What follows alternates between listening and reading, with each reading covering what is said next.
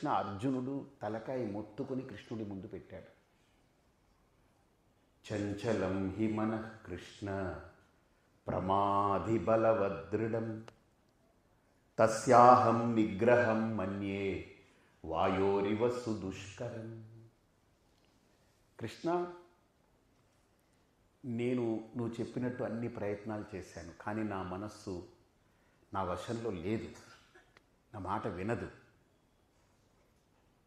మహాభారతంలో దుర్యోధనుణ్ణి కొట్టేసిన తర్వాత ఆయన పడిపోయినప్పుడు పాండవులందరూ అయిపోయింది, మేము గెలిచాము, అది ఇదని ఎగురుతూ ఉంటే కృష్ణుడు ఆపుతాడు వాళ్ళని. ఆపి, మనందరం ఎందుకు ఎగురుతున్నాం? చనిపోయింది ఎవరో కాదు కదా, మనవాడే కదా, వాడు అధర్మంలో ఉన్నాడు కాబట్టి మనం యుద్ధం చేశాం, కొట్టాము, అన్నంత మాత్రాన మనం గొప్పవాళ్ళమేం కాదు కదా. ఒకసారి అతని దగ్గరికి వెళ్ళి కూడా ఏంటో తెలుసుకుందామని వెళతాడు. అక్కడికి వీళ్ళు తీసుకెళ్తారు. తీసుకెళ్తే దుర్యోధనుణ్ణి ప్రశ్నిస్తాడు. దుర్యోధన, నువ్వు చాలా తెలివిగలవాడివి, మహామేధావివి, గొప్పవాడివి, గొప్ప క్రియాశీలత ఉన్నటువంటి వ్యక్తి. అంటే ఒక కార్యం పట్టుకుంటే ఇంక వదిలిపెట్టాడు అది పూర్తయ్యే వరకు. అంత ఒక వర్కాలిక్ లాంటి వాడు అన్నమాట, అంత దక్షత ఉన్నవాడు. అంటే ఒక వ్యక్తి చెడ్డవాడు కావచ్చు, కానీ వాడిలో 99 చెడ్డ గుణాలున్నా ఏదో ఒక్క గుణం ఉంటుంది, అందుకనే వాడు సర్వైవ్ అయ్యాడు. ఒక వ్యక్తి మంచివాడు, 99 గుణాలు ఉండొచ్చు, కానీ ఎక్కడో ఒక చోట ఒక స్పాట్ ఉంటుంది. స్పాటే లేకపోతే వాడికి ఎప్పుడో స్పాట్ పెట్టేస్తుంది నేచర్. కాబట్టి ఈ దుర్యోధనుల్లో ఉండే ఆ గుణం ఏమిటో మనం తెలుసుకోవాలి అని దుర్యోధనుడి దగ్గరికి వెళ్ళినప్పుడు, దుర్యోధనుడిని ప్రశ్నించినప్పుడు దుర్యోధనుడు స్పష్టంగా చెప్తాడు, జానామి ధర్మం నచమే ప్రవృత్తి. నాకు ధర్మం తెలుసు, కానీ నాకు వెళ్ళాలనిపించలేదు. జానామి అధర్మం, అధర్మం ఏమిటో తెలుసు, కానీ దాంట్లోనే ఉండాలనిపించింది నాకు. ఎందుకు అని అంటావేమో, కేనాపి మార్గేణ హృది స్థితేన యథా నియతోస్మి తథా కర్మ. నువ్వు ఒక గురువువి దొరికే వాళ్ళకి. నాకెవడు దొరికాడు? శకుని దొరికాడు నాకు. నా కర్మగాలి వాడు దొరికాడు నాకు.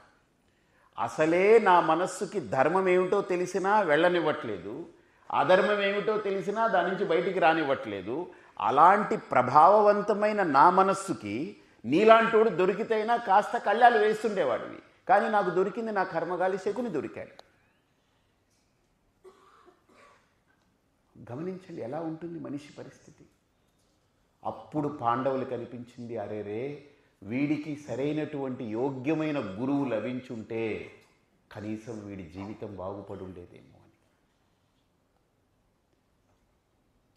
మన పరిస్థితులు కూడా ఒక్కొక్కసారి ఆలోచిస్తుంటే, అలాంటి క్యారెక్టర్స్ని అనలైజ్ చేస్తుంటే, కొన్ని సందర్భాల్లో ఎందుకు అలా ఈడ్చుకుని వెళ్ళిపోబడతామో తెలియదు. కొన్ని సందర్భాల్లో ధర్మమని తెలిసినా వెళ్ళనివ్వని పరిస్థితి కూడా వస్తుంది, తెలియదు. కానీ మనం ఎప్పుడు అదృష్టవంతులం, సుకృత పురుషులమనంటే, సుకృత జీవులమనంటే, ఒక గురువు మన జీవితంలో తలుపు తట్టినప్పుడు, ఒక గురువు మనకు బాట వేయడానికి, మనకు పరిచయం చేయడానికి, మనల్ని మన దగ్గరకు తీసుకెళ్ళగలిగే యోగ్యమైన గురువు యొక్క అనుగ్రహం మనకు తగులుతుంది అని అంటే మనం చాలా అదృష్టవంతులం.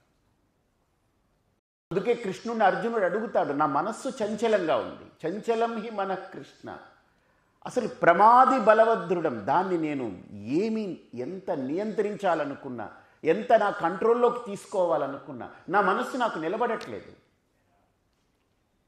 గాలిని బంధిస్తే ఎలాగైతే కొంతసేపటికి ఉక్కిరి బిక్కిరైపోయి నేను గాలి పీల్చుకోవాలనుకుంటున్నానో, అంతకంటే ప్రమాదంగా నా మనస్సును నేను ఆపాలనుకుంటే ఏం జరుగుతుందో తెలుసా కృష్ణ? నా మనస్సును నేను ఆపడం కాదు, అది నన్ను 1000 కిలోమీటర్ల వేగంతో ఈడ్చుకుపోతా ఉంది ఎక్కడ పడితే అక్కడికి. నేను దాన్ని కంట్రోల్ చేయాలని మొదలు పెడితే అది నన్ను ఈడ్చుకెళ్ళిపోతుంది. ఓ నువ్వు నన్ను కంట్రోల్ చేస్తావా, చూస్తాను.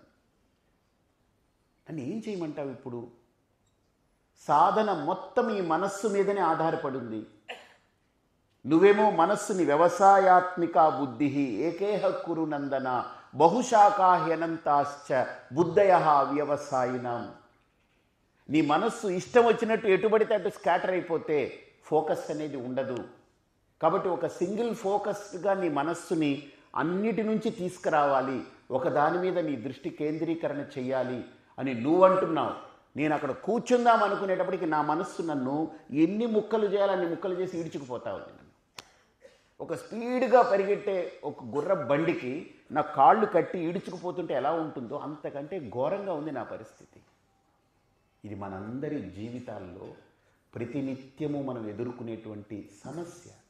అది అర్జునుడు అడ్రస్ చేశాడు ఆ సమస్య. మనకు ప్రతినిధిగా అర్జునుడు ఆ సమస్యని కృష్ణుడి ముందు పెట్టాడు. కాబట్టే కృష్ణుడు ఇచ్చిన గీతలో ఆ మనస్సుని మనం మచ్చిక చేసుకోవాలి. ప్రకృతి ఎప్పుడు ఏది ప్రసాదం ఇస్తుందో మనకు ఆ ప్రసాదాన్ని మనం అలా స్వీకరిస్తాం. అర్థమైందా? అది ఒక యోగ్యమైన విధానం. కాబట్టి మనస్సు అనేటువంటి ప్రక్రియని మనము ఆలోచించినప్పుడు మనిషి అన్నింటినీ లోబరుచుకుంటున్నాడు, అన్నింటినీ లొంగ తీసుకుంటున్నాడు, అన్నింటినీ తన వశం చేసుకోగలుగుతున్నాడు.